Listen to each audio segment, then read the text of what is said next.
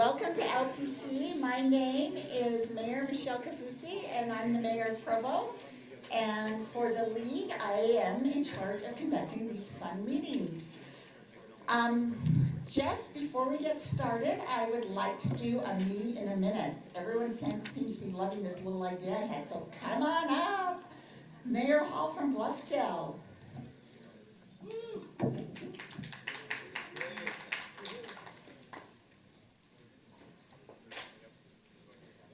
I think we're not sure how much to reveal about ourselves in this Me in a Minute. So I am Mayor Natalie Hall, Mayor of Bluffdale. If you don't know where Bluffdale is, I'll just tell you. It's in Salt Lake County. It's shocking how many people actually do not know that. So I am a bicentennial baby. That reveals to you now all how old I am. So all those bicentennial babies out there. And I'm kind of a walking oxymoron. I actually am not a morning person, but yet I am in my 6th year of teaching early morning seminary. I have taught flute for almost 30 years, performed in general conference, and I hate performing. And I hate competition, but I have done a half Ironman. I'm an avid reader, yet have not found any time in the last 13 months to read a book. And I'm a 3rd generation University of Utah student graduate with a degree in marketing, yet not one of my children is going to end up there. I have lived in 10 cities, and I think that's what I want to end with today, is how important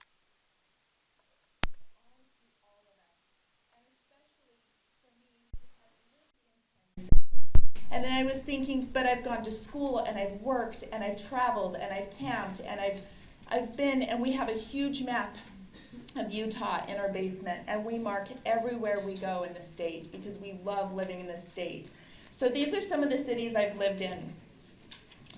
I've lived in Murray, Orem, Provo, Holiday, Mill Creek, back in those days it was not Mill Creek. South Salt Lake, West Jordan, South Jordan, and now finally 17 years in Bluffdale.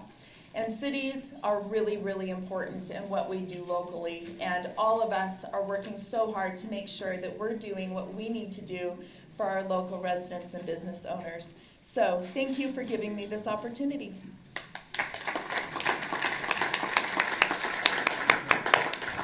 That's so great. And really quick, I was just in a meeting, and a fun fact, we have hit a record this year. Is it a good record? I don't know. You decide for yourself. There are a record high of 1,500 bills approximately open. So, hi, welcome to your day on the Hill, which also makes more work for our staff. We are up, I think I wrote it down, 25 bills that we are having to track as a league due to that huge balloon of bills that are open right now on this hill. So with that said, let's move to a motion for our minutes of. Motion to approve. Thank you. Motion to approve. Is there a second? Second. Did we get that? Yep. Okay, perfect. Does anyone have any questions about the minutes? All right, I don't see any. So with that said, I'll call it to a vote. All in favor say aye. Aye. Any opposed? Great, the motion carries. All right, we'll just move right on to our next item and turn the time over to Justin. Beautiful. I'm going to jump ahead. Okay, we're going to jump on Slido really quick. If you want to take a picture, go to Slido really quick.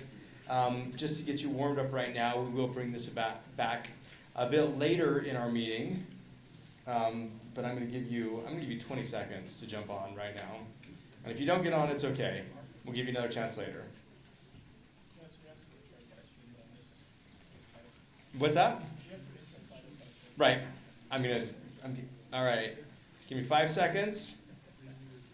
3, 2, 1, and the stuff's still over there. But which city do you represent? Let's see who's here today.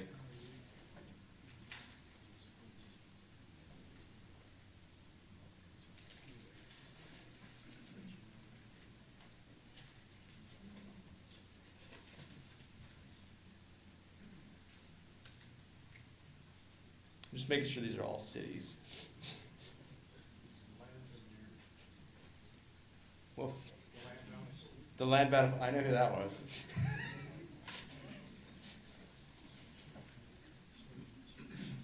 It wasn't very anonymous.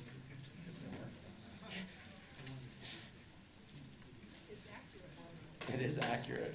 All right, we'll give this one a couple more seconds and we'll jump to the best city. Wow. Clarifying questions are required. All right, jumping to our next question. What is your title? I hesitate to ask this because maybe your official title, not just what you call yourself.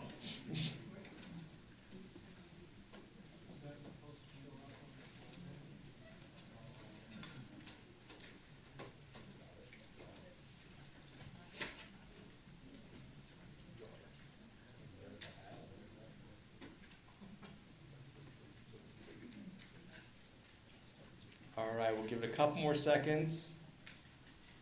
And like I said, we have more Slido questions coming later. This is just to warm you up and make sure you're in there. So, have you talked to your legislator in the past 2 weeks? Yes or no?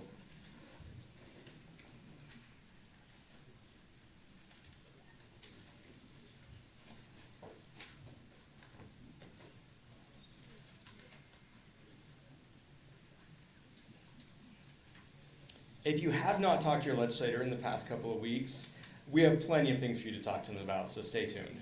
If you have, thank you, because we've had plenty of things to talk about to this point. All right, gonna jump ahead. We have a lot to talk about today, and we're gonna jump right into gravel pits. Now, we've talked about gravel pits before. SB 75, this is Senator Sandal's bill, and if you're paying attention, you'll notice Senator Sandal is here with us in the room today, and he's here to talk about his bill and answer any questions. If you'll remember a couple weeks ago when we talked about this bill, we took a position of oppose in part.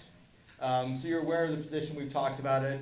I'm gonna get, everyone witnessed that, right? If I go down, we know what happened. But if I have cement shoes, it'll be even more applicable.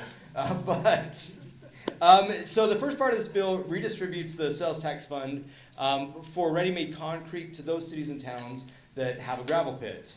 That's the part that we were opposed on.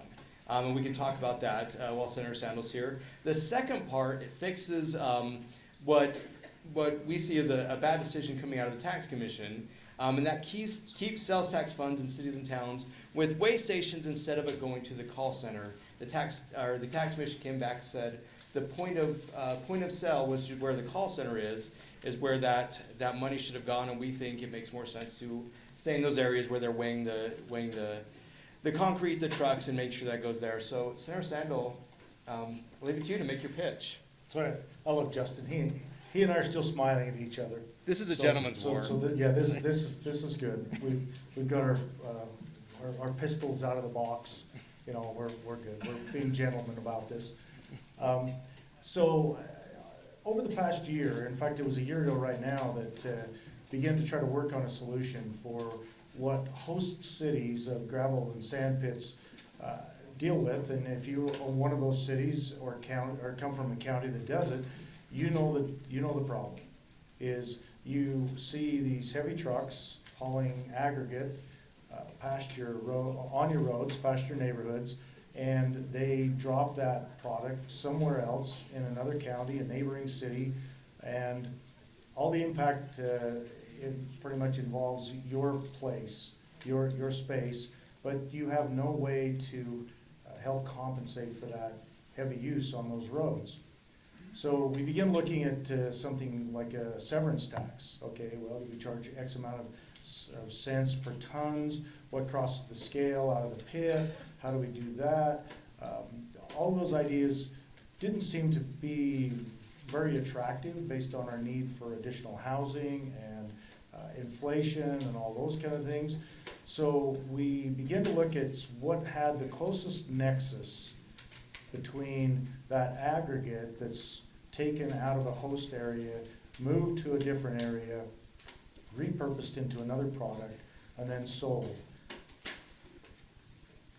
The closest and best nexus we could find was for that when that sand and gravel is turned into a concrete ready mix product. And so we began looking and we said, well, if we identify that line in the tax code, and we say, rather than repurposing the part that would go out by population back across the state, let's repurpose it back to an area that hosts the city by their centrally assessed property in sand and gravel. Back of the envelope, quite honestly, tells us that about 95 entities would be involved as a recipient of that transfer. Now, I understand this kind of has caused a little consternation if you're a city or in an area that hosts versus where you don't host. I understand that. I also understand that the hesitancy here is to mess with that formula that in the past may or may not have incorporated any kind of a nexus to an impact that's being had. I will tell you that I have asked and thought about what else out there has this tight or this close of a nexus to the impact that's being caused and doesn't have a remedy involved. I haven't found that yet. I'm not sure what would exist to indicate that this might be the camel's nose under the tent, so to speak. I haven't found anything else that elevates to as high a nexus between the heavy use impact of this tax, repurposing it and only allowing it to be used back on B and C roads in those areas that host the gravel pits. Now, secondary to that discussion that we've been having over the course of a year was this ruling by the tax commission that now you cannot collect sales tax on sand and gravel and asphalt products where the batch plant is. You're going to only be able to collect that where the phone call was taken. Now you can imagine that if I'm a sand and gravel, if I'm an asphalt producer or if I'm a ready mix producer, and I can get a 2% discount on the product that I'm selling to my customers simply by locating a call center somewhere that is in the lowest sales tax place in the state, that's going to be pretty appetizing for them to begin to do that. At least what they're going to do is all that sales tax is going to aggregate where their head office is, where that phone call comes through, and will not go out to the cities where you have a batch plant. Okay? My bill file fixes that because it was the secondary issue, the bill file was open, and now it's there. So, just so you know, and I've told Justin this, now for me, these two issues are married, okay? It's like, I have no reason to help the constituents that have come to me in my district that I represent to help them or to lay aside the piece that would help them the most and carry the other piece. That just makes no sense to me because that's not where I started. But I will tell you that anytime that it's talked about fixing the other piece about the batch plant and where that sales tax is going to stay, or may or may not stay, in my mind, we're not going to fix that issue without fixing the other issue. Those two issues are married. So take that for what it's worth. That's just the way I feel about it, is they're now married. If we're going to fix the point of sales tax issue, we're going to fix the impact as well. So with that, Justin, if there's any question, I'll be happy to take them. Sure. So yeah, we have time for a couple of questions or comments. I appreciate you, Senator, hanging out to hear from our folks. Paul. Yeah, Roger. Yeah, you can come here. We got. Paul, Yeah, Paul, go for it. Paul Larson from Brigham City, I Senator Sandal. So if I understand right, prior to the tax commission's proposal, the sales tax would accrue to the jurisdiction where the truck was weighed.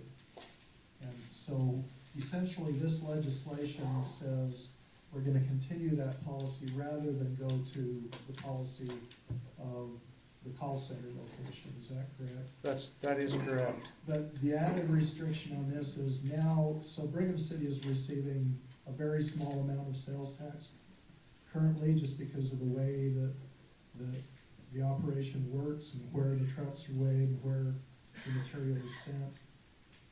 Under this bill, that will probably continue to get the amount of sales tax we've currently been getting. And I would imagine other cities that'll be the same. The difference, as I understand it, is now we will be obligated to only spend that money on B&C road maintenance and upkeep, where previously it was going into our general fund to be spent just like any other sales tax is spent. Is No, that correct? no, the sales tax that's collected in whole at the waypoint, you will distribute normally just the way you distribute it. Only the portion for ready-mix concrete that would normally go back out based on population gets redistributed, and it gets redistributed back to those host cities or areas that, Okay. based on the amount of gravel produced for centrally assessed property. So the way up area, that remains the same, and then those funds are not restricted. That's decoupled from where you can use the money. Okay, thank you. Roger, you're up here, go ahead. This is not a weapon. But I just wanted to say, probably no one's been worked longer on the distribution formula than me. Dave Spatafor's here, I know he has. Ken, you have. The fact of the matter is, I think something's very important here. It's been litigated to the Utah Supreme Court. The money, it belongs to local government, it's your money. And we've fought every effort of the legislature to redistribute that money, because in effect, then it becomes now managed by the legislature rather than the Supreme Court is managed by us. I mean, the state those authorized the funds, but every city here has imposed them by ordinance and has signed an interlocal agreement.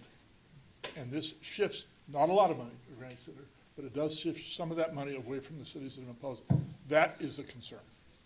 Because in effect, if it can be done here with this small, with a perfectly legitimate need, the question is, are we now ushering in an era where the legislature can basically decide, well, we think this city's needs are more important than this city's needs, so we want to shift the money around. That really is the guts of the concern. Bear in mind, in 2018, I'll never say agreed, because it was a very hard issue here. We agreed to shifting of some money off the top to go into the homeless. But it was not shifting directly from one city to another city. It was money that came into a new fund, of which the state also put significant money into. And basically the choice was proposed. You can either provide your own homeless shelters, or you can make a contribution. So in effect, it made homelessness a state policy. The money did not get shipped between entities, but shifted to a fund that we had input into and how that was allocated. That's not the case here. So I do not in any way disagree that there's an issue at all, and I understand. But also, there's appreciation, what a big policy change this is for a small amount of money. And the question becomes, where does this end? And we've basically, Salt Lake City sued me when I was on the tax commission, so I was on the wrong side, to basically say, no, this is our money, and the court was very clear, the money belongs to local governments. And so I think the question really is not that there's a problem to be solved. There is. But this is a big, big opening in terms of how this money gets used. So I just wanted to point that out, and it's hard because I really like Senator Sandel, and I think there's a really legitimate issue. But all the cities didn't cause this problem. An industry did. And basically, we're all being basically asked to shift money around to solve this in violation of something we've worked for. Well, I guess it actually goes back to 1980 when we had to get a constitutional amendment passed to even allow for the 50-50 to come into being. So that's how long that's been going on. Okay. We have time for about one more, yeah. Okay. You should stay over there. So my question is, recognizing that there is a problem, this is a hypothetical question. What if you were to take sales tax off of these sand and gravel transactions, replace it with an excise tax because it wouldn't be been part of the distribution formula? Yeah, the real problem is, if you do that, the sand and gravel that's excavated goes into central locations and then is mixed, and there's really no taxing, tracking for it. Does that make sense? Until it's resold somewhere. It's like, if not, it becomes a severance tax at the point of severance. And I'm not sure how you decrease a tax commensurate somewhere to the severance tax. Because as for example, off the point of the mountain, gravel is extracted off of Salt Lake County, rolls into Utah County, and then runs for the conveyor belt back to Salt Lake County. So how do you track which one and where of that gravel is excised, and where do you do it? I see where you're going with it, but we've been down that road, and we could not figure out a decent nexus to make that work.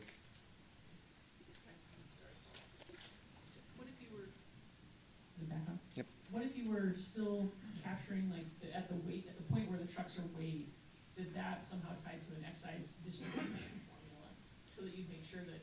Once again, to be net revenue neutral, I'm not sure what tax you would decrease on the other end. So my thought, and I'm just trying to spitball and help you, Senator, would just be that you remove the sales tax from otherwise the transaction entirely. Because that seemed like it would remove our distribution formula problem. We'd be giving up more money that way, You're but it getting- would solve the problem. Take it all back. That's a big dollar amount. Right, well, thank you, Senator, for coming. Yes. If you wanna do that, I'm sure. I'm sure that host cities would be more than happy to receive that amount of money, but that's a big amount. Okay. Okay. Okay, thanks, sir. One quick comment, sure. This isn't a question, it's You can more- comment kind of as we're walking up, but yeah, we gotta move on to a lot of other I things. don't know about the other cities that have gravel pits, but in Brigham City, we're maybe somewhat unique in the roads, probably the vast majority of the trucks use are state roads, so that expense is not on Brigham City. The issues that we hear the most about are noise, dust, lights, those kind of things, and HB 288 in 2019, there's a land use preemption in that bill that was supposed to be the subject of negotiation, and it was going to come back with sort of a negotiated solution between the cities and the industry. We worked on that summer, and then it became pretty obvious to us the industry had no interest in doing that. So the land use preemption is still in state code. Is there any possibility that we could look at a bill that would remove that land use preemption, which I think is a big concern for a lot of cities? Next year, we could look at something, I guess, Paul. Thank you. Okay? Okay, thank you, Okay, Senator. Thanks, Justin. Molly, turn it over to you. All right, hi, we're gonna be quick because we have a lot of agenda to get through. So last week, we presented with you pretty high level on HB 301. This is Representative Schultz's transportation bill, looking at the gas tax and kind of modernizing our tax structure overall. We were position pending last week, largely because the initial draft cut the sales tax, the motor fuel tax across the board, which was not the intent of the bill. So now the substitute has come out. It follows the intent that we had discussed previously with Representative Schultz. It's a short-term decrease in the motor fuel tax that ultimately results in a 2-cent decrease. However, it has a staggered increase of the max rack price over time, which increases essentially the cents per gallon that you'd be receiving over time. Additionally, it still includes the $5 increase in vehicle registration and a 12.5 tax on electricity, essentially charging stations that assess a fee for EVs to charge. As many of us know, the gas tax distribution, 70% goes to UDOT, 30% goes to cities and counties. So if there's any questions, I'm happy to answer them. Otherwise, we're suggesting, last week we were position pending, this week we're suggesting that we go to support this. It's a short-term reduction, but ultimately it's going to yield much more money for cities.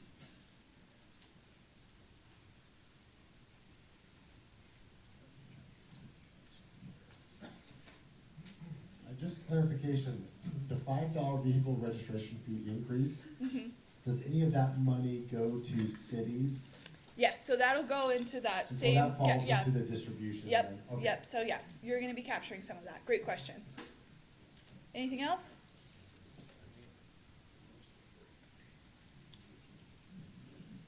And I don't know if the analysis has been done, but if you take the per mile expense for a gasoline fuel vehicle versus the per mile expense for an EV, does this equalize that, or is one spending more money or paying more money than the other? I don't think they've done that yet. I know that they've generally been trying to kind of figure something out with that, with like the road usage charge, to try to equalize that more, but as of right now, I don't think we're at kind of an apples to apples comparison. With the EV charging station levy, what they were looking at for that was largely, the hope is to capture folks who are driving through Utah on our roads, not necessarily folks who own and operate EVs within the state. The understanding is that mostly people charge at home, and so that wouldn't be a fee or a tax So that's it's only levied the there. charging stations Yep. like at a hotel or something? Yeah, exactly.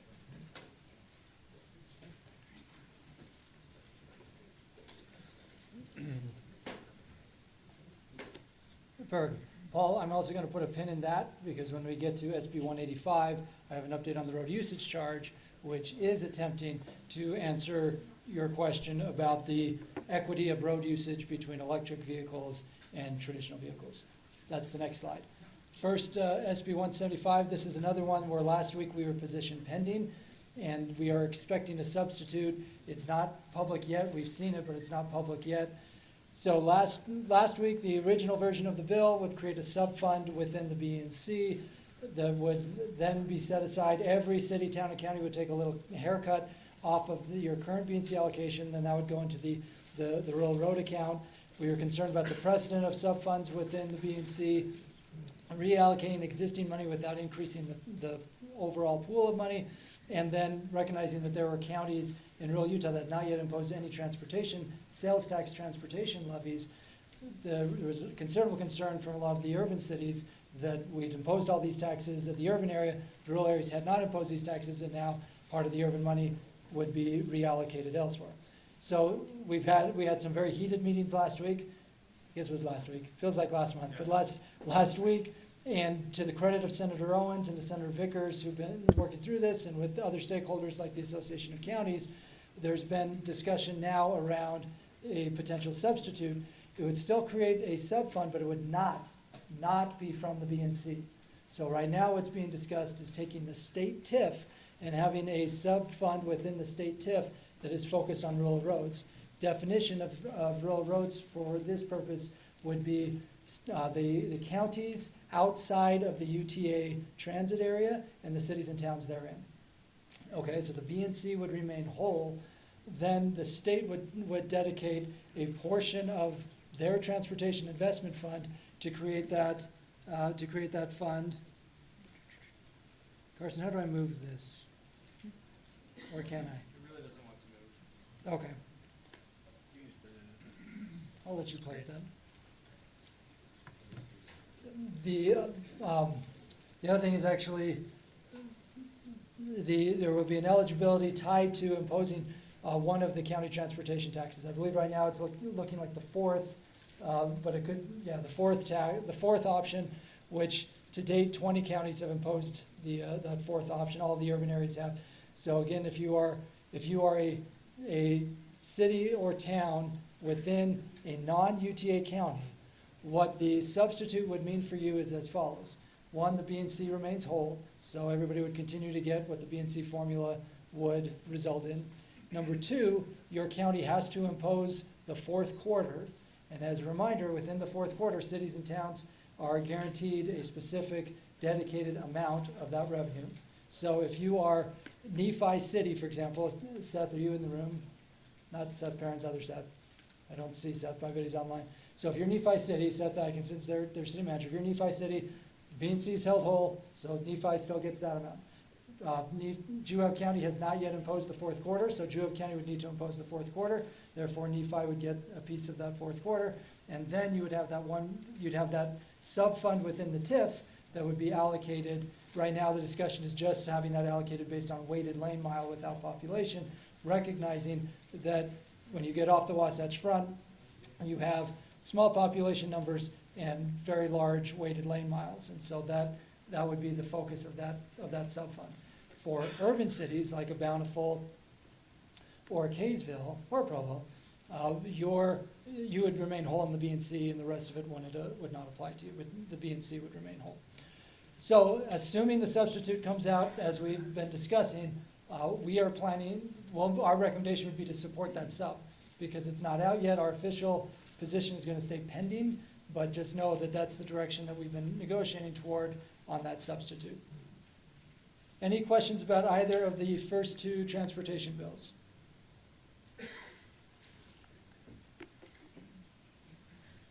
Okay.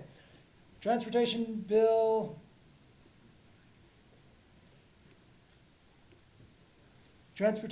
number 3, and then transportation bill soon to be number 4.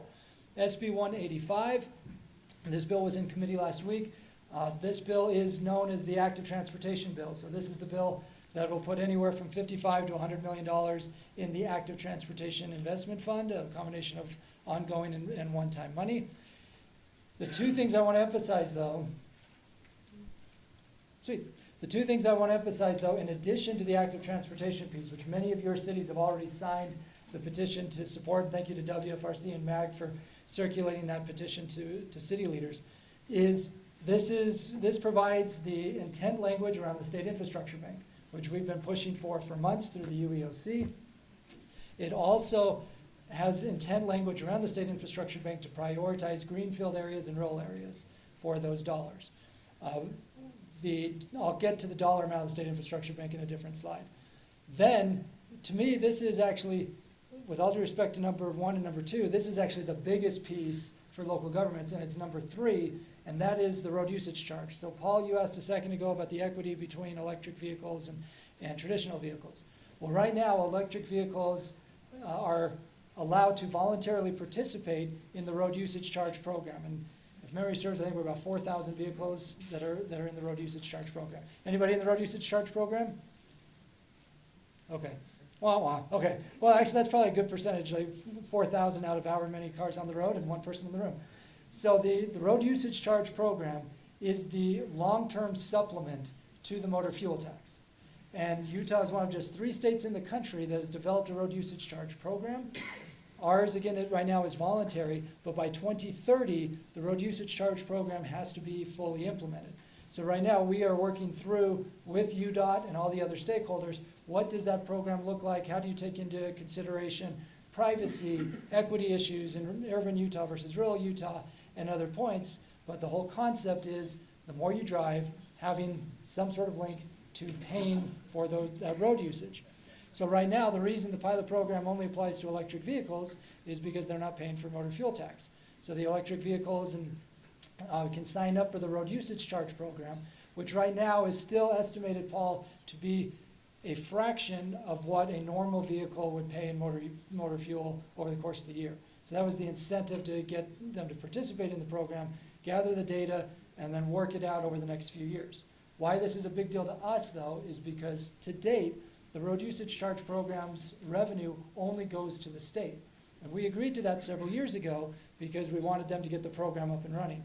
Well, now the program's up and running. At some point, as it starts to get rolled out, there's going to be significant revenue generated there, and we wanted to make sure that the current formula with the gas tax would apply to the road usage charge program. So SB 185 does that. It includes local governments in the road usage charge program once UDOT collects sufficient money to fully administer the program. So sometime between now and 2030, we will be officially part of that program, which currently doesn't happen. And again, long-term, we think this could be an enormous revenue stream to pay for infrastructure at the state and local levels. Any questions about SB 185? Our recommended position is support, but wanted you to know that even though the headlines aren't active transportation, those other two pieces are really important. Okay, I'm flying now. Oh, okay. Bill number 4 on transportation. I've got a meeting at 1:30 to hopefully finalize it so it can be released in the next few days. I'll hustle back to LPC as soon as that's done. But this is what we've talked about for months on what we've referred to as the fifth. So for every city and town outside of Summit County, which has already imposed the fifth, it would be repurposing the fifth, extending the sunset, still county imposed, but there'd be a dedicated amount for cities.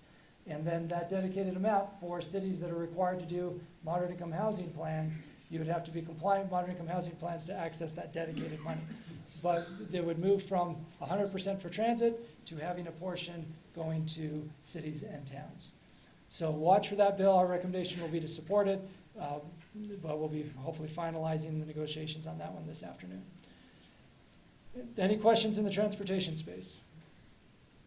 Paul, as the mic's going to Paul, actually, they got there before I could finish. On the fifth, if the county elects not to impose it, is there an avenue for the cities within those counties to impose it? Yep, so, independently? yeah, so we've had this conversation too. This is what's known as secondary imposition.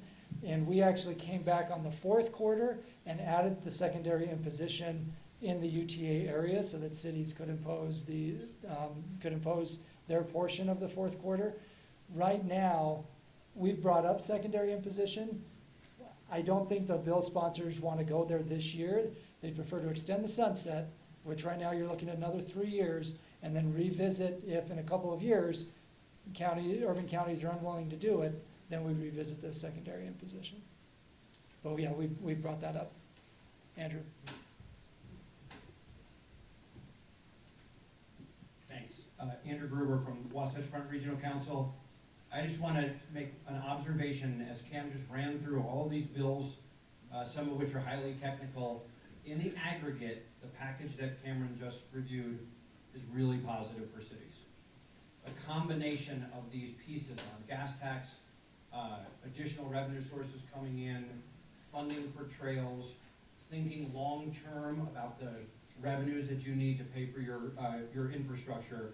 This is a successful, positive approach. And so I just wanted to commend the partnership between the MAG and WFRC, the League and UAC and everybody working together. Sometimes it feels like local governments are under attack and revenues are a challenge. And I'm not saying we should crow about this. I just want to make the observation this is a positive year when you take all of these bills in the aggregate for your transportation needs. So nice work. Yeah, absolutely. Still a lot of work to do in the next 2.5 weeks. We still have, 13 and a half business days to go, which might as well be a year at this point. But I agree, in the year of the tax cut, which the Speaker, the President, and the Governor all cited as in their opening remarks, the fact that right now it looks like we're in a good position to help cities and towns have more long-term transportation revenue could be a really huge plus. So for now, sit tight, a lot of moving pieces still. I expect all these bills to be substituted because they'll all be part of the overall tax package, which we still haven't seen yet, but that'll deal with income tax and gas tax and everything else. Okay. Any other final questions?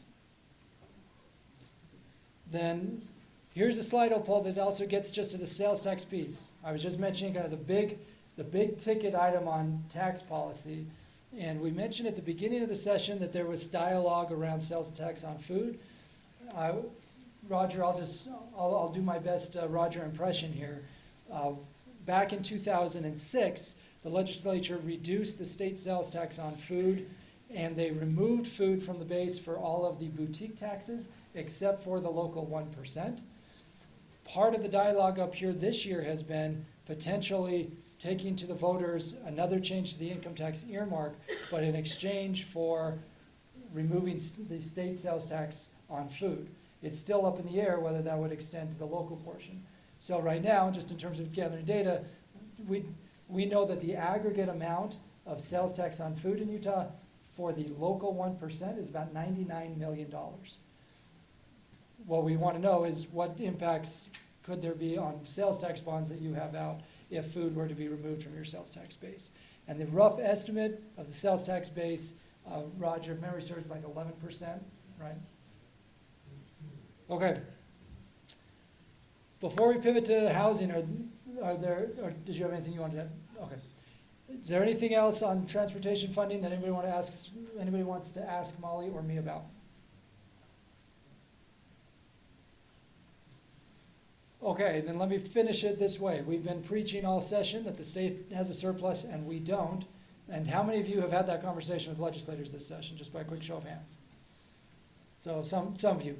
Please do it. We've had legislators who've been repeating that back to us as staff, so we know they're hearing about it from some of you, but please keep driving that point home. And I think it will help us in these transportation bills that if we point out, you have a surplus, we don't, so make sure you're thinking long-term on changes to gas tax so that they don't negatively impact cities. Ditto with sales tax on food and property tax. That'll be extremely helpful. Okay. Anything else? Going once, going twice? Okay, then let's pivot to housing and land use. This is hot off the presses. Governor Cox on Friday announced the next step of his roadmap. He had his first 500-day roadmap and a report card that came with it. Well, he released his updated goals on a variety of topics on Friday for the next 500 days. We didn't screenshot everything, but there are items in there related to homelessness, housing, water, and a variety of other topics. So we screenshotted the two strategies that they highlighted on housing. So you can see the goal: we want our children and grandchildren to be able to live in Utah communities. We must increase our housing supply while preserving the quality of life that makes our state a great place to call home. The two strategies listed below, I don't know why the bottom one got cut off, so I'll read it. Number one, address barriers to increasing the supply of housing types with a projected end date of June 30th, 2024, so a year and a half away. And then the second one, maximize housing density along major transit investment corridors with a projected end date of June 30th, 2025. Now, let me start with that second one first. That second one aligns with House Bill 462 last year and station area plans. So last year, we collectively worked on a bill where we got to yes on it with the state set objectives, but preserve the local flexibility and the local autonomy to plan what made sense around those stations. And that is what's reflected in strategy number 2 there. Strategy number 1's a lot trickier. I was talking to a source this morning who told me that originally there were going to be multiple strategies, and then they kind of narrowed it, they funneled it down to this particular one around the barriers to increasing the supply of housing. We meet regularly with the governor's office. The league officers meet with the governor's team every week during the session. We meet with them on top of that. Last week we had multiple meetings with them. They are very aware of all the data that you've provided to us about the record number of housing permits, the record number of townhomes and multifamily units, the number of entitled units that exist out there, and in part, the success we've had fighting off legislative preemption on local legislative land use authority has been a result of us delivering that data and pounding that data over and over and over again. So the barriers piece is on the private sector side: interest rates, inflation, supply chain issues, labor market, land costs, etc. But there's still the perception that there are barriers on the public sector side as well. Again, we fought off the legislative land use preemptions to date for your legislative land use authority. And that's why most of the focus over the last few weeks has been on our administrative land use authority. So, as a reminder of what is not in SB 174, House Bill 364, and House Bill 406 as of today is preemption of local zoning, by right housing in all residential zones, state mandated minimum density and the like. Those things are not in the bills as of now because we've been fighting those off with the help of everybody in this meeting. We've also been successful at fighting off weaponizing the B&C fund or weaponizing attorney's fees, though there's another bill related to attorney's fees that would impact us in a very significant financial way. So then let's give a quick reminder of what's not just in those bills, but what's coming as part of the negotiations. Because each LPC this session, we've reported back to you and said, here are the pieces we're negotiating, and then we've asked you for feedback, and then we've gone and negotiated. And we have another negotiation scheduled this week. So first, on House Bill 364, this bill moved through committee this morning. Carson held a work group last week and got a lot of feedback. Do you want to just give a quick update on that? I'll provide an update while I plug in my computer.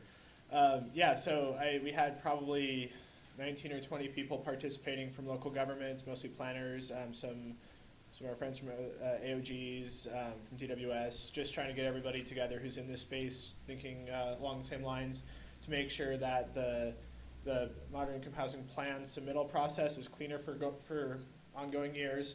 I think we're pretty darn close. We've got an internal document that we've prepared with all the different changes that have been suggested. We've vetted it by a couple different people. We're working on a few outlying issues, but it's fairly hyper-technical, so I'm happy to answer questions here, or if you want, you can just reach out to me and I can share that document with you so you can see a summary of how things are changing. I don't think we'll see a huge substantive change, certainly not in content, but at least just trying to make sure that the process through submitting your plans to DWS is a little bit easier, trying to avoid the hiccups that we encountered this year and make sure everyone's on the same page. So are there any questions broadly? Yeah. Were you guys able to face the deadline on that one? Yeah. So what Evelyn's talking about is she asked, are we able to fix the deadline? Right now, House Bill 364 moves the reporting deadline up from October to August. We were asked if there was a way to try to get reports finished sooner so legislators could see them during the legislative session rather than at the end like we'll have this year. When we were trying to figure out the timelines last year, I don't think anybody contemplated quite as many jurisdictions going through the cure period. So realistically, the first report won't be done probably until early March. We're still working through that. I think there's two approaches. We're proposing right now having those be due in September, so you have a little bit more time after the year. We've also made two other recommendations. First, rather than reporting on fiscal year increments, just reporting on the prior 12 months. So really, you can report on actions that are consistent with your plan, even if they even if you just had your new plan certified, you could go back and say, look, we did these things under our existing SB 34 compliant plan. We took those actions. We want to make sure those count so it doesn't look like we're not doing anything. And then the other piece is clarifying right now. So the initial plan has to be submitted by the legislative body. The second report just says municipality. We're proposing to clarify that so that it's an administrative report. So you have the option if you want to submit it to your council, review them by your council. Otherwise, those are really just progress reports, so staff can prepare those, and that should ease the timelines a little bit. So that's kind of what we're discussing. Again, we're not 100% there, but if you want to have your planners take a look at it, you can have them reach out to me, or you can reach out to me, and we can share those concepts. Great. Well, yeah, we'll hopefully as soon as we have all these different moving pieces put together, 364, of course, because it has the actual progress report pieces, it'll tie into this bigger package, but that should be hopefully the easiest piece of this whole thing.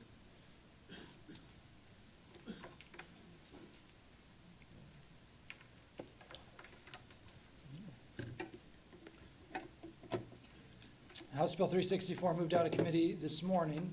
All the amendments that Carson was just referencing, we'll be sitting down with DWS to finalize them to get that into a new substitute for later this week. Okay, SB 174, this is basically the exact same slide from last week because nothing has changed in the public version since last week. And this slide also looks similar to previous versions. I guess actually I should note I did add the no dart crosswalking with HB 406. That's the one difference. But this is the crux of that two-step subdivision proposal that we discussed here in this committee back in October before it was ever discussed at the Commission on Housing Affordability. So it'd be the two-step process on subdivisions, and then some modifications to stationary plans and internal ADUs, and then the consequence for noncompliance, which is both the Olin Walker Housing Fund fee, as well as the fifth new money for cities as an incentive. Again, there will be the need to crosswalk this with House Bill 406, and that's where I am going next. House Bill 406 also moved out of committee this morning. Right now, what is in that bill is item number 1, item number 2, and item number 5. Item number 3 is still being heavily negotiated, but the negotiations will likely wrap up in the next few days. Because there, as we've brought back to this committee over the last few weeks, we've been negotiating this piece, and it's almost to the finished product on item number 3 and item number 4. Then lids at the bottom, that will not, well, that is still kind of floating out there. We had our lid subgroup meet last Monday, and we're really in a holding pattern until we see a potential bill draft. So stay tuned on lids, pits, dids. So we had our negotiation with the other stakeholders on SB 174 and House Bill 406 last week on February 9th. And so here's where we're at. Most of this, again, hasn't changed. Item 2, 3, 4, 5, and 6, all of that is the same as it's been in this presentation for the last few weeks. I want to thank Taylor Nielsen from Ogden City, who on behalf of the Utah City Engineers Association has been a key negotiator with our attorneys and managers as we've been working toward this modification to how local governments do subdivisions and the engineering standards that come with subdivisions. But recognizing that this is being drafted and it will be in the bill probably by the end of the week, and everything up on this screen has been on the screen in past LPC meetings. I want to emphasize what is still being negotiated, and then we've got some Slido polls for you to give us some general feedback before we finish things up. Paul, before we... Is item number 1 being promoted by the PRC as a housing affordability strategy? Yes. Because there's been some indication in other meetings that it is not. It is being proposed as a housing affordability issue. All of this is under that general umbrella. Also discussion about how to best maximize the land use and the entitled units. But I think it's fair to say that anything land use related up here right now has been couched in the housing affordability context. So let me then walk through the 3 items in red. Number 1, and then the last bullet point under number 4 are the same items we actually brought up to this group last week. I just have an update for you. And then item 7 is new based on feedback from this group over the last few days. So on item number 1, the PRC has been proposing that the road width, a residential low volume road width standard in state law should be 25 feet of pavement width. And we have said no to that as a standard. We're going to ask some Slido questions here in a second. There's been a lot of discussion about other numbers higher than 25, but that's been their emphasis has been 25 feet as the maximum road width standard. Though during last week's negotiation, they acknowledged, well, maybe you have a 25-foot standard in state law, and then cities could go above it if you met certain criteria. And then we reversed that and said, well, then maybe the standard should actually be up here, and then we go below it if it meets certain criteria. So that gives you a sense of some of the back and forth. On the bullet point under item 4, the timelines that we've been discussing have been first that when a property owner comes to the city to do that subdivision application, and there are engineering standards as part of that, there's a maximum of 4 red lines that are exchanged between the local government and that property owner. But the property owner, well, the city has to specify the reasons in the red line. But then the property owner cannot advance past that red line that they are on unless they meet everything in the red line. So this is really the attempt to elevate the types of applications that we are getting from the development community.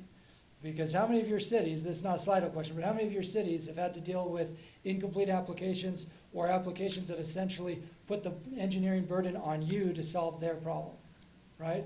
Yeah, Mayor Palmer's nodding his head and raising his hand, so, lots.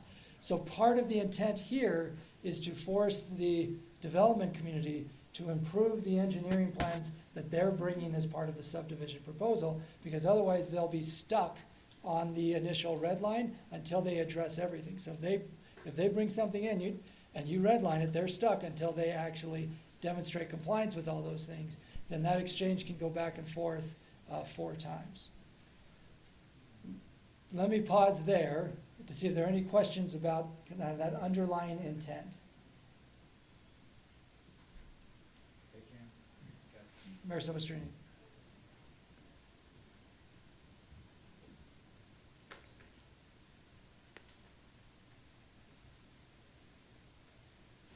This is a small thing, but I want to just give a shout out to Spanish Fork City. They did a video where, with the 25 foot roadway width, where they showed what it was like with a vehicle parked on both sides and then trying to get, either an ambulance or a fire engine through there. And I think that graphic demonstration of what it would be on 25 foot width, especially if you have snow removal concerns with respect to a street like that, it just makes it unworkable for us. So thanks for that. And we're fighting on that, but that's something that has been really tough with PRC. They've been unyielding on that. So. Mayor. Add snow removal to that. That's what I said. Has it snowed in Cache Valley, Mayor? A little bit. So Alicia on our staff lives in Cache Valley and commutes down. So we've In been. my city, so. Oh, yeah, excellent. Yeah, she's been giving us regular snow reports from up north. Okay. And so that red item of the deemed approved, that has been a line in the sand issue for us. It's one of the many lines in the sand. The tricky thing about the negotiations up here is we're doing our best to keep you informed, but then the scope of this is really quite big. So, for example, we've drawn a line in the sand on 25-foot standard. We're about to ask a Slido question about that here momentarily.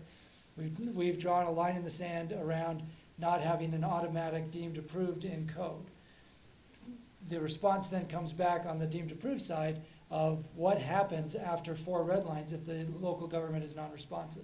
And we actually had a meeting with House leadership Friday afternoon where they said, solve that problem for us, because the underlying issue is that there are local governments, and unfortunately there are examples of this, who are not responsive when those red lines are going back and forth. So that's the underlying problem that we're trying to solve, but we don't want that solved in a vacuum. We want the development community to elevate what they're doing and bring better plans to the city. So we're trying to find that balanced approach. So Paul again. Sorry for all the questions. Is the 4th review question, if at a 4th review, there are new items on that plan that were not there previously, is the industry trying to say that should not matter and that you only get one shot at that? In our mind, that should go back to step 1.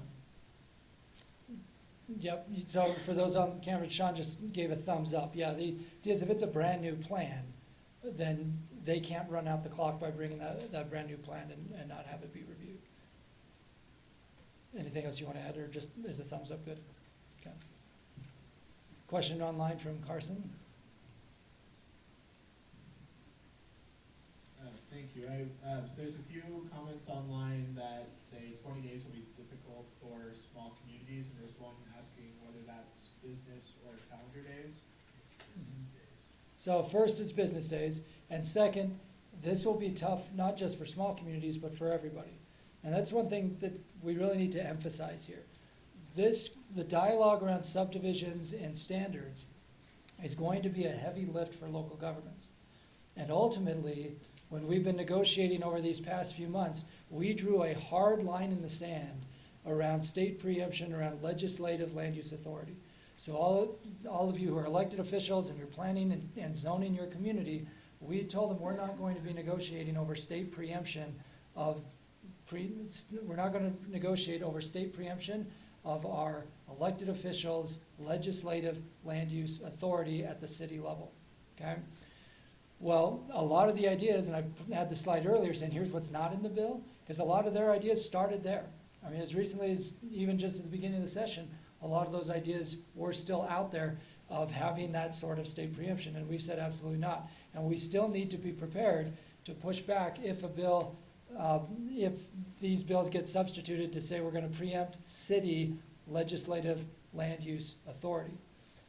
Well, over the last few months, the conversation has pivoted toward the administrative land use authority and around the processes. So yeah, this bill will fundamentally change how we process subdivisions. There's no question about that. If it were to pass, it's going to be a lot of work for local governments to change our processes. But to give a quick history lesson, in 2005, which was admittedly before I started at the league, but in 2005, the legislature, yeah, Lynn Pace is chuckling, because he remembers this, the legislature created the Land Use Development and Management Act, LUDMA, which outlined a lot of processes that local governments have to follow, but it stopped short of preempting what the actual land use outcomes had to be. So the discussions here have been in that similar vein of outlining how the administrative process around subdivisions will work, but not preempting local governments and how we actually plan and zone our communities. So in the short term, yes, it's going to be a lot of work for cities, towns, and counties to update our ordinances to match whatever ends up coming out of this bill. But in the long term, it's not a preemption of how we plan and zone our communities, which is what we're seeing in a lot of other states and where we've drawn our hard line in the sand. I'm going to just pause there for people to breathe because I've got a lot of concerned looks. Norm? Just real quick, my understanding, number 4 applies specifically to single-family Yes. residential subdivisions, that's correct, right? That's correct. Not commercial, not high-density multifamily, it's single-family residential units. I'm glad Norm brought this up because this gets to Paul's point.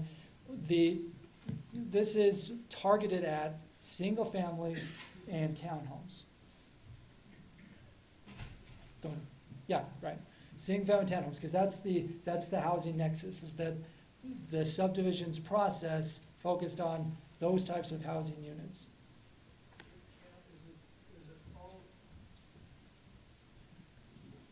Is it both the subdivision itself and the building permit? Or is it just the subdivision? I'm gonna let Todd talk through that. So Paul, your building permit timelines are in a different place. Look for them in the Fiscal Procedures Act, because that makes all kinds of sense. I don't know why, I still don't know why, but that's where you find the timelines on processing the building permit. What's being proposed now in 174 is solely related to the subdivision review. Well, and I mentioned Taylor. Taylor, can you just stand up? Is there anything you want to add on behalf of the city engineers? And I'm putting you on the spot, but is there anything you want to add for the group? No, I think we've just been trying to review this as diligently as possible, trying to make sure that we're setting our cities up, our municipalities up for long-term success. I think the biggest item that's come out of it is we're trying to make sure that we can work with all of the officials and plan better for the future so we can be successful going forward. The lieutenant governor and I actually met with the city engineers this morning, and that was the comment Taylor just made at the end about the planning piece. That was really the crux of her message. And what we've been hearing from the governor in all of our meetings was that saying no was not an option.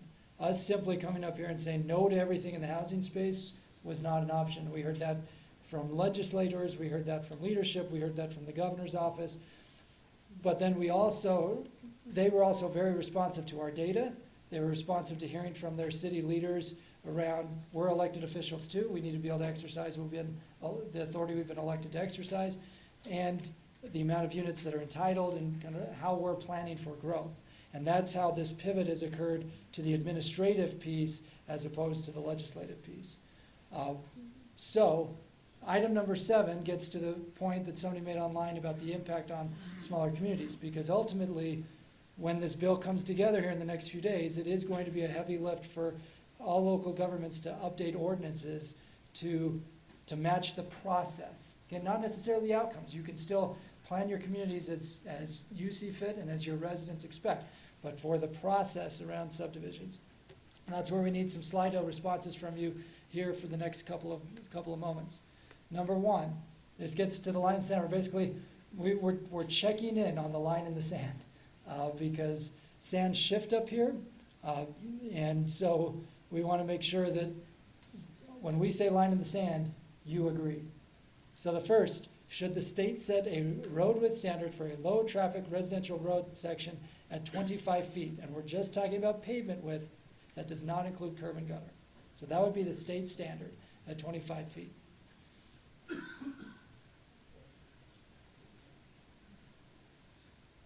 have a question online about, is low traffic just a normal residential road cross-section, or is there a specific standard there?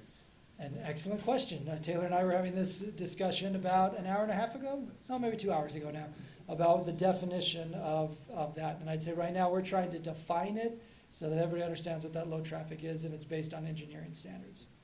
Is that fair, Taylor? Okay. Carson, I can't see how many people have done it, and so I'm just going to move on. Is that good? It doesn't let you send it. What? You can't send it. I'll let you hear again the results earlier.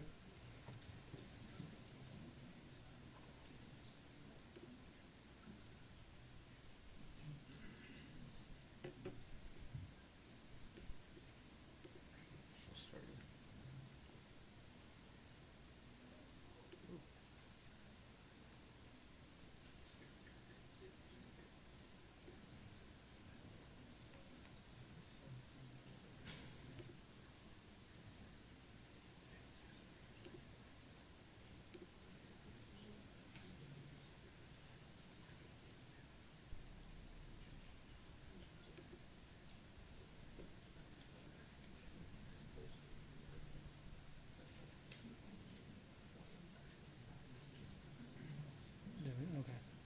All right, try now. Oh, good. Looks like we've got 125 in there. So everybody's good now on this question, so we can move on?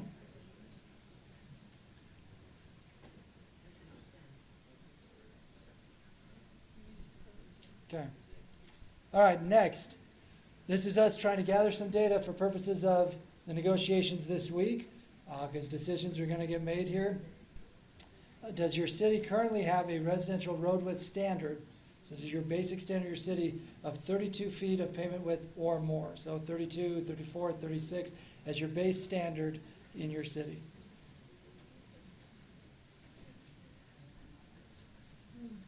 And I did not give the option of don't know, I'll check with my engineer, because you can, if you don't know, just don't answer, and then let us check with your engineer and let us know.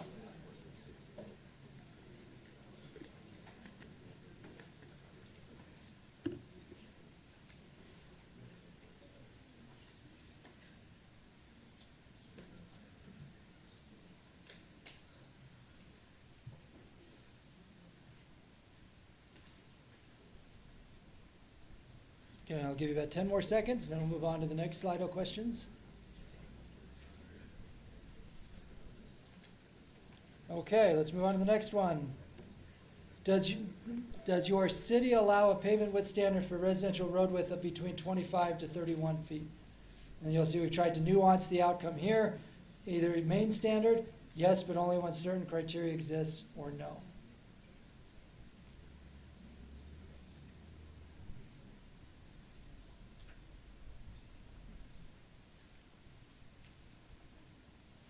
One thing I want to emphasize here as well is because the engineers have been involved in all these discussions, like, we know what those certain criteria could include. It's everything from snowplow to public safety access to utilities to parking, and we've got lots of great examples. I want to publicly thank Spanish Fork, and Spanish Fork actually put together a video of the different road widths to share with the bill sponsors so that they understood the visual of what these road widths would mean if cars were parked there, snowplow concerns, etc. So thank you to Spanish Fork for doing that sort of outreach to help inform the dialogue. Okay.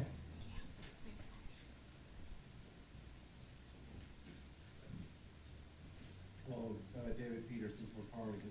The way we've looked at this over the years too is the cities have a vested interest to try to get as narrow as possible, but you say no snow plower likes plowing more snow than they have to on a large street. No public works crew at the 50 or 40-year mark or whatever likes putting more pavement and rebuilding that road than they have to. Right. There's a financial incentive for the city to be narrow, but there's incentive for the city to be safe too. Yep. And I think just let the cities figure that out, since we're the ones that do the long-term O&M makes sense. And we're also the long-term owners. Okay, I'm going to pivot now. Thank you for that data. We'll be analyzing it. And because we asked you at the beginning for what city you represent, I'll let you in behind little sneak peek behind the curtain. Our team actually goes through the Slido and then breaks them down by classification of city, so we can have a better breakdown of where those responses come from. So thank you for filling out the Slido polls, because they're very helpful for us to make sure we're gathering info from as wide of an audience as possible. Okay, next question is around what I just presented on the subdivisions and standards.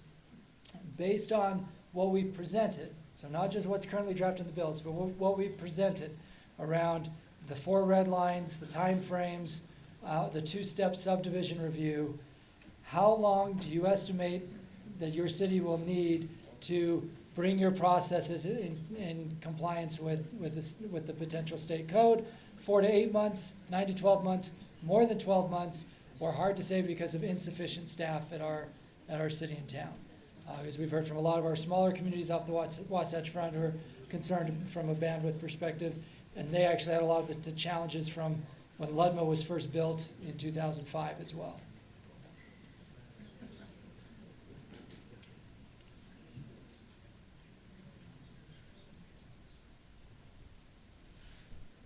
We'll keep this open for about 10 more seconds.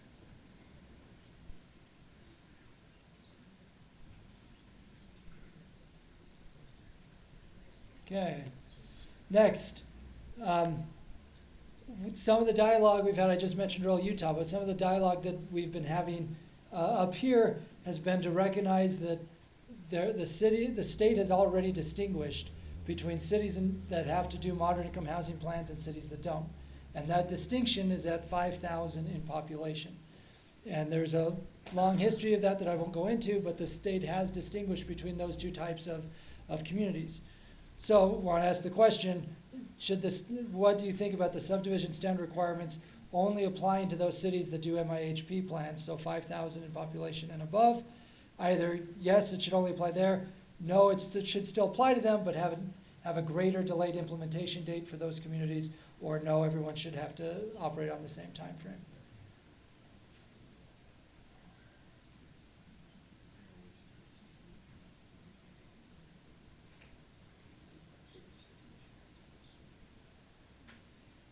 The other thing I'll point out, kind of bringing it back to the housing conversation, is the focus around housing affordability really is in the urban areas where the MIHP applies. So just file that away as you're doing your response.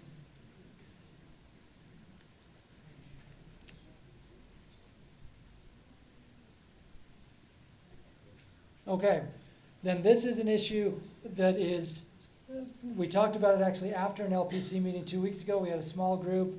Dave from Farmington was there, Mayor Shepherd from Clearfield, Mayor Silvestrini from Mill Creek, and others. It was just our follow-up meeting.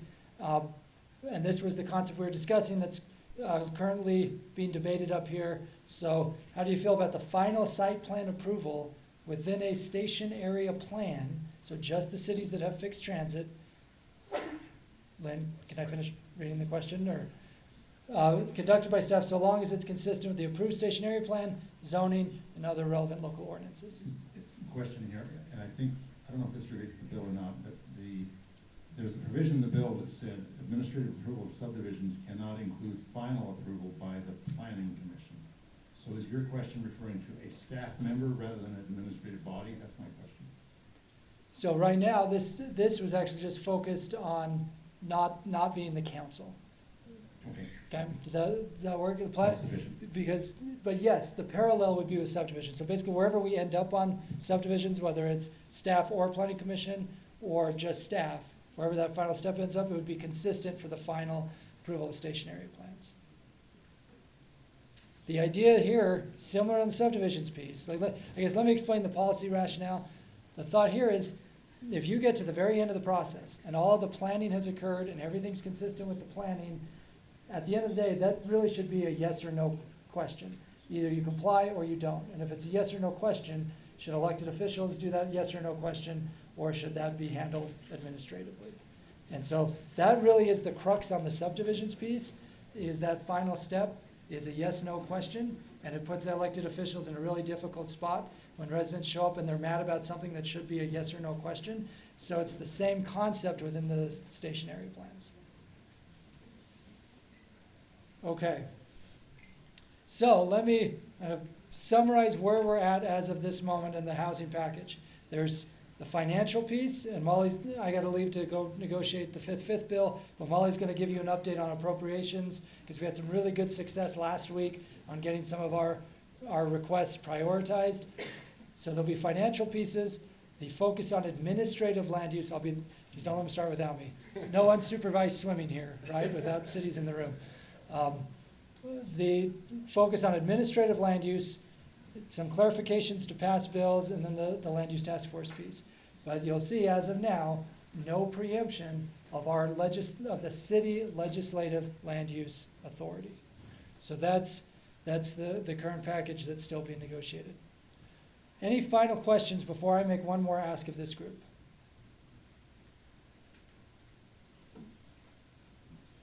Norm, I think I've talked you to death. And you heard me give a similar presentation 2 hours ago. Here are my final two asks. Number one, in the last 2.5 weeks of the session, it's vital that you keep telling your legislators that do not preempt our legislative land use authority. We have come to the table in good faith. We have elbowed our way into all of the negotiations up here, and we want to be partners in how we plan for growth. Again, the subdivisions piece is admittedly tough, and frankly, we as a league will have a lot of work to do with your teams after the session to help cities figure out those next steps. We're committed to do that. But this is far better than the alternatives that we're seeing in other states and that have been proposed this session behind closed doors to preempt legislative authority. So please keep pushing your legislators to say that is a line we should not cross. We need to respect the role of our elected mayors and our elected council members.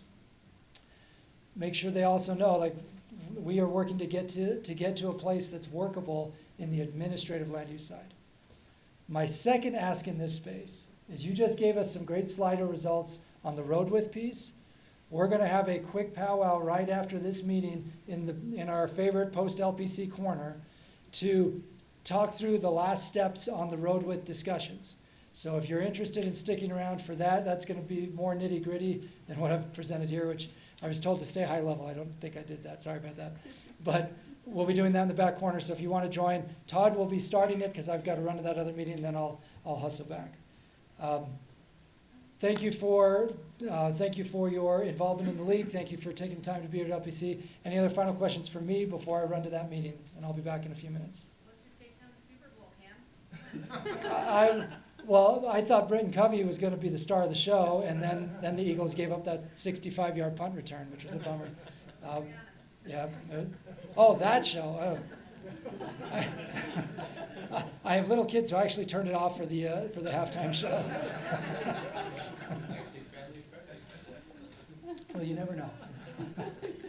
Okay, perfect. Staff, I'll give it back to you guys, and then I'll be back. Carson, you've got SB 166? Okay, thanks. If you have any other thoughts, questions, or any feedback on the land use bills, send them our way. Thanks.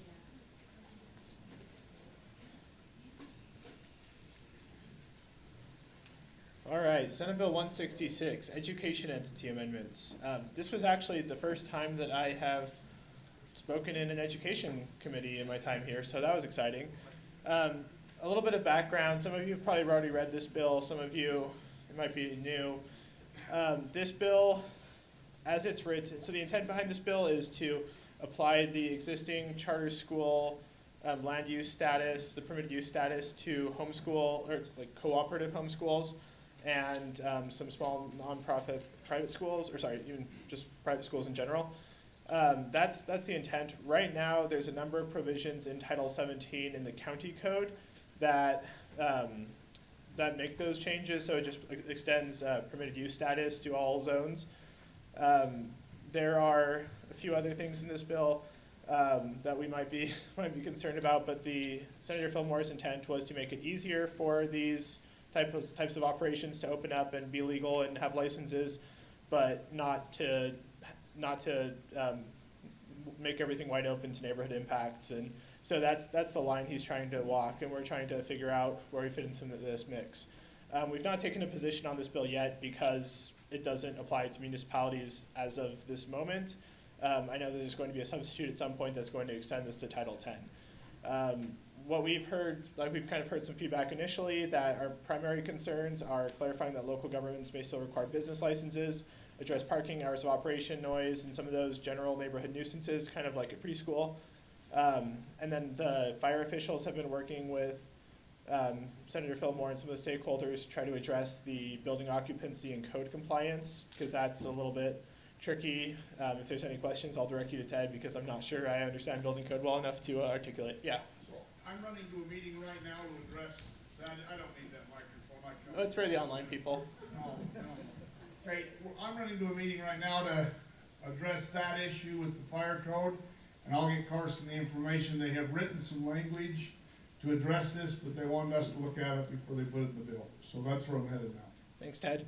And so what I'll do in a moment here, just a little bit of context, this bill doesn't make a lot of changes in the education space, but a lot of people in the education policy space are looking at this bill, both those who like it and those who don't like it. We're trying to figure out the land use piece here. I don't think that we want to get dragged into this bigger discussion. There's a lot of stuff happening in education that's completely independent of this bill, and I think there's a lot of obfuscation of the two issues. Oh, So yeah. when it says charter school permitted use status to homeschool cooperatives and small private schools, what are those? And is there a limitation on the number of students that they can serve and be under this bill? Our experience with a full-blown elementary school that just opened in September has been, because of the way they closed 2 elementary schools, consolidated and built one very large school, they assured us that they had addressed parking issues, pickup, all of that. There were gonna be no cars on the street. We have cars lined up from the parking lot down to the corner and 1 to 2 blocks down another street every day at pickup and drop-off time for the 8 months or whatever it is, 9 months during the school year now. In a charter school I assume they're talking about homeschool cooperatives operating out of a home. Correct. And small private schools, maybe the same thing. Are we talking the same kind of situation where now in neighborhoods, every pickup and drop-off time, you're gonna have lines of cars? Yeah, that's a terrific question. That's kind of the heart of it. I'll answer a question in a second. So there are current caps on the size of these. Right now, public schools already, you don't have a lot of regulatory authority over. They're supposed to work with local governments, but that's not always necessarily the case. So public schools are, large public schools especially, totally separate beast. There's already a preemption in state law around charter schools that preserves most of your licensing authority, but just says they're permitted use. You can't say no to them, or you can't enforce them, enforce violations strictly for zoning. You'd have to have some neighborhood impact concerns. So that's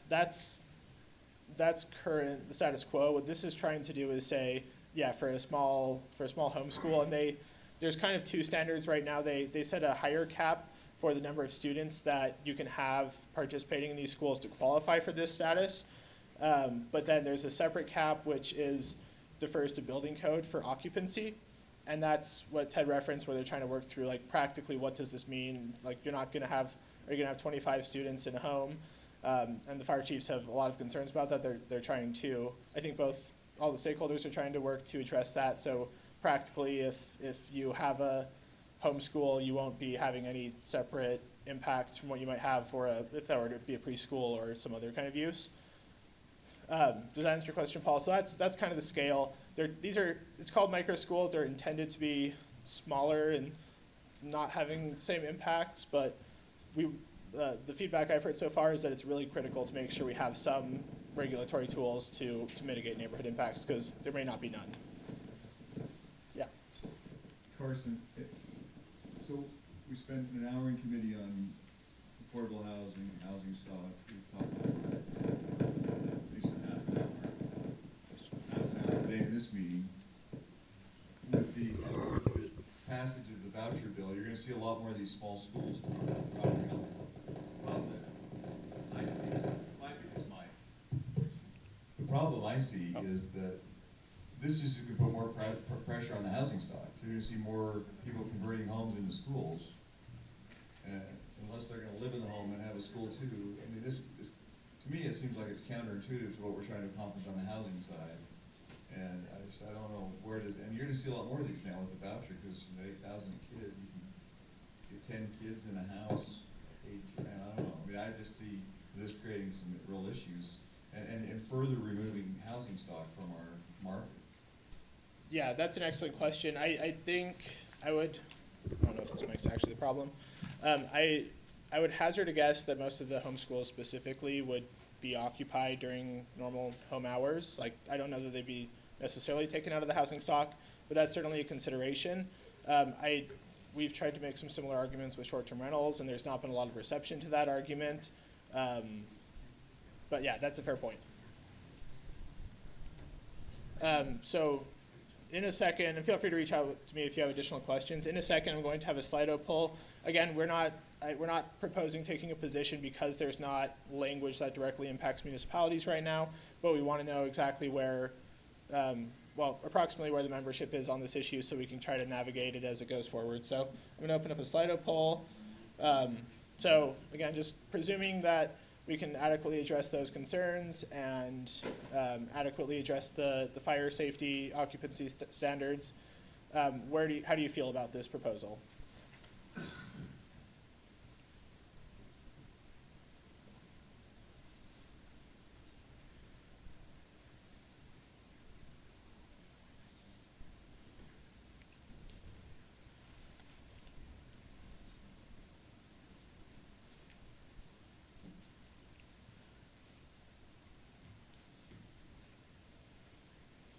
All right, I'll give it just another minute or two, second or two. I guess I know minute's over, but We're over, so we'll go. that's okay. Yes, Lynn. I responded to the poll already, but I think the question I was asking myself was, you're asking about fire and building code occupancy safety measures. I think a lot of us would have questions about the land use controls and how much land use control local government may or may not have. That would make a big difference as to whether or not we can live with it. Yeah, so that's really what we're trying to imply with this question is if those safety neighborhood impact concerns are addressed, can we live with it with the underlying, like it is extending an existing preemption, but is that a step too far? So that's kind of the question we need to figure out. Another clarification, you may not know the answer to this, but would these have the same land use preemption protections that public schools have?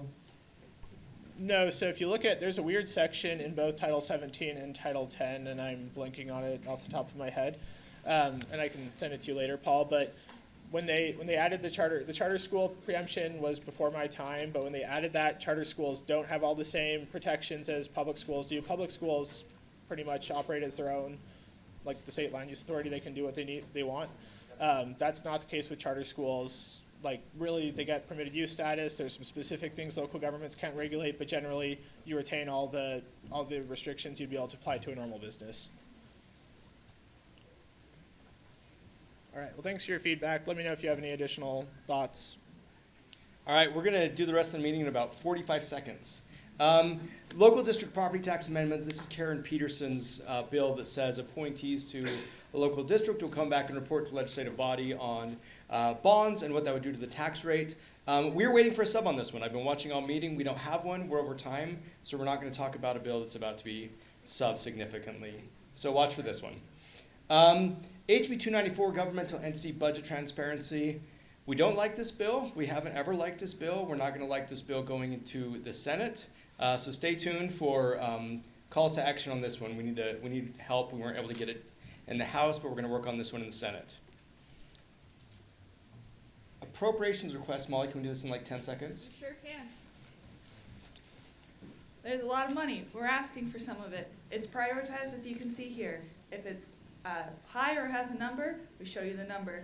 If it's low and not looking good, we show you that. Specifically applying to the league, we are looking at the Homeless Mitigation Fund, which was prioritized as number 22 of 55, coming out of social services, and for the local administrator, 15 of 53. Following that, there's some things that also are trying to take our money away, which we don't love. In aggregate. So right now we're looking at 36 bills that impact city budgets. Right now, our very conservative estimate of what that means for us is $55 million. As Cam mentioned earlier, if local sales tax on food comes up, that's going to completely change the game. Other strong caveat with this is that there's 36 bills that impact city budgets. They are not all bad bills. Some of them are very good policies. Some of them are policies that we support. It's just a matter of saying that if all of these bills were to pass in aggregate, it would have a sizable impact on our budgets. Oh. And if you didn't catch all that, we will send the slides out afterwards. You can read all the text. Because as you know, our slides are not lacking in text. All right, Mayor, last thing we need to do is ratify the bill tracker. Hey, Justin? Yes. Sorry, I know we're out of... You're keeping us at this point. 2 quick questions. Yes.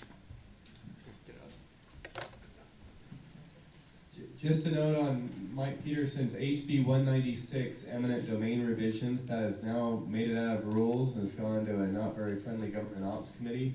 That's the one that prohibits eminent domain to be used by parks. So that's what we want to keep close eye. And then also SB 181 came out of Senate Transportation today. This is campaign sign amendments, authorizing transportation to take down any illegally placed campaign signs and charge the candidate $15 a sign. So that may be one that we may be interested for various reasons to look at.